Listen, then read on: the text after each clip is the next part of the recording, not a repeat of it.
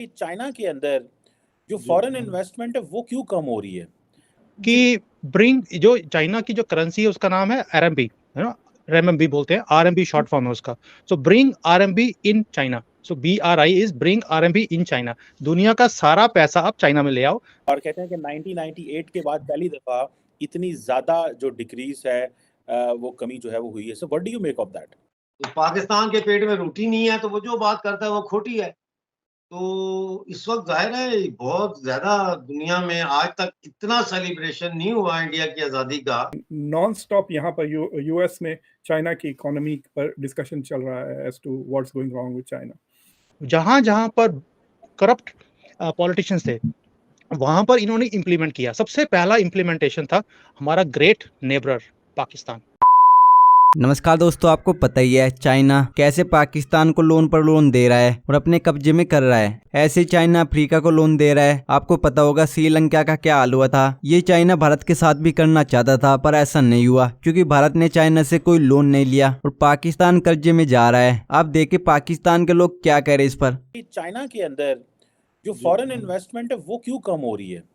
क्या अमेरिका ने जो ये बात की है डीकपलिंग की, ये इसका असर है या इंडिया चाइना ने जो अपनी इकोनॉमी काफ़ी देर के लिए बंद किए रखे, जैसे शंघाई जैसे शहर को बड़ी देर बंद करके रखा, क्योंकि कहा जा रहा है कि अब जो ग्लोबल इकोनॉमी है वो जिसे कहते हैं ना, फॉर एग्जांपल चाइना के अंदर जो फॉरेन डायरेक्ट इन्वेस्टमेंट है इन अप्रैल जून लास्ट ईयर से वो 50% ड्रॉप कर गई। इस तरह डिफरेंट स्टैटिस्टिक्स आ रहे हैं और कहते हैं कि 1998 के बाद पहली दफ़ा इतनी ज़्यादा जो डिक्रीज है वो कमी जो है वो हुई है। So what do you make of that? Sir, there are many things to figure it out. पहले तो ये है कि there is something going on in China जिससे चाइना की इकोनॉमिक फ्रेलिटी यानी कमज़ोरी एकदम सामने आ रही है। दूसरी चीज़ ये है कि क्योंकि जियोपॉलिटिक्स और सियासत बदल गई है, अब अमेरिका का हर रिपोर्टर, हर channel is looking for weakness in China, not strength. ठीक है, so that is another thing कि कुछ भी प्रॉब्लम दिखा तो they are rushing to identify that, highlight that, सारे शो। तो मैं एक्चुअली देखना चाह रहा था कि एक्चुअल फिगर में कितना गिरी है एफडीआई।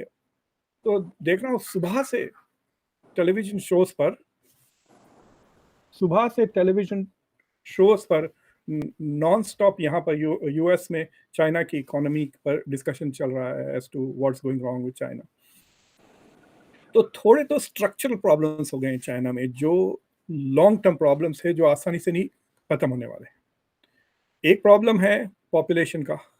उनका पहली बार डिक्लाइन हुआ लास्ट ईयर, तकरीबन 850 मिलियन आबादी कम हो गई। पॉपुलेशन बर्थ, बेबी के जो बर्थ होते हैं ना, 10 मिलियन कुछ एवरेज करते हैं वो साल वो गिर गया। सो उन्होंने 2015 से उनको परेशानी पॉपुलेशन की शुरू होने लगी और उन्होंने अपने पॉलिसीज चेंज किए। 2015 में वो 1 चाइल्ड पॉलिसी ख़त्म करके जो मैरिड कपल्स थे उनको 2 चाइल्ड की इजाज़त दी। वो भी नहीं हुआ तो अब वो फाइनेंशियल इंसेंटिव्स दे रहे हैं। फ़ायदा मतलब I don't know what they are doing, taxes कम कर रहे हैं या क्या कर रहे हैं। जो married couples who are having 2 children, अब 2021 के बाद वो 3 इंकरेज कर रहे हैं कि 3 बच्चे करें। प्रॉब्लम बच्चे ज़्यादा करने का प्रॉब्लम ये है कि आपको जगह ज़्यादा चाहिए। ठीक है, सो फॉर एग्जांपल मैं अमेरिका में रहता हूँ, अगर आप 2 बच्चों की फैमिली है तो you need a 4 bedroom house. CPEC जो चाइना और पाकिस्तान इकोनॉमिक कॉरिडोर था उसको 10 साल पूरे हुए और उसको लेकर चाइनीज रिप्रेजेंटेटिव ने पाकिस्तान विजिट भी किया। लेकिन जो बेल्ट एंड रोड इनिशिएटिव है चाइना का इनिशिएटिव, जिसका मकसद था कि अफ्रीका और यूरोप को एशिया से जोड़ा जाए और इसमें शामिल होने वाले जितने भी देश हैं उनकी अगर इकोनॉमी या फिर बिजनेस डेवलपमेंट की बात की जाए तो तरक्की इसका मकसद था। तो अभी हमने देखा है कि इटली ने भी इसमें शामिल होने पर रिग्रेट जताया और इससे बाहर निकलने की उन्होंने मंशा जाहिर की है। आप इस BRI के इनिशिएटिव को किस तरह से देख रहे हैं? हालांकि चाइनीज ऑफिशियल्स ने तो इसको ग्लोबलाइजेशन का एक इनिशिएटिव तक कह दिया था। आप इसको कितना सक्सेसफुल देख रहे हैं? क्योंकि जो कोई भी देश इसमें शामिल होता है वो कर्ज के जाल में उनको बहुत सारे चैलेंजेस फेस करना पड़ रहे हैं। किस तरह से देख रहे हैं आप इसको? Ambar ji, this is a very very valid question, very important question also. इसको मैं 3 तरह से आपको एक्सप्लेन करने की कोशिश करूंगा। How I see belt and road initiative. First of all इसका नाम था one belt one road initially, बाद में इसको इन्होंने BRI में चेंज किया। उसका मतलब क्या है कि रोड भी हमारी, बेल्ट भी हमारी। वही अभी वो आई थी ना, कौन सा फिल्म मनोज मुंतशिर जिस पे ट्रोल हुए थे कि कपड़ा भी तेरे मेरा बाप का और something. I'm little bit off from the movies because यहाँ पे मुझे मूवीज मिलती नहीं है इंडिया की, तो बट भी रोड भी हमारी और बेल्ट भी हमारी। एक तो ये है। दूसरा है BRI का, मैं एक और इसका मैं उदाहरण देता हूँ जो मैंने इसका नाम सोचा है कि ब्रिंग, जो चाइना की जो करेंसी है उसका नाम है RMB, है ना, RMB बोलते हैं, RMB शॉर्ट फॉर्म है उसका। So bring RMB in China, so BRI is bring RMB in China. दुनिया का सारा पैसा आप चाइना में ले आओ, this is what BRI is according to the real form. अब तीसरा देखिए आप, जो मेजर है ब्राइब, जो होता है bribe, you know we bribe somebody, तो उसके पहले 3 वर्ड होते हैं BRI।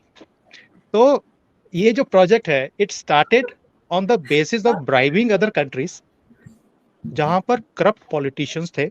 आप देखिए कोई भी जो कंट्रीज हैं जो BRI के अंदर आई, जहां जहां पर करप्ट पॉलिटिशियंस थे वहां पर इन्होंने इंप्लीमेंट किया। सबसे पहला इंप्लीमेंटेशन था हमारा ग्रेट नेबर पाकिस्तान, और वो इस जाल में फंस गया। They were the first ones, और इनका ये ड्रीम प्रोजेक्ट था CPEC as far as Pakistan was concerned. Then other countries also started coming कि यार 25 बिलियन $50 बिलियन चाइना खर्च रहा है इनके ऊपर, हमें भी लेना चाहिए। So for everybody it was like a free money coming in. Sri Lanka फंस गया इस पे, अफ्रीकन की कंट्रीज फंस गई हैं, सेंट्रल एशिया की कंट्रीज फंसी हुई हैं। सो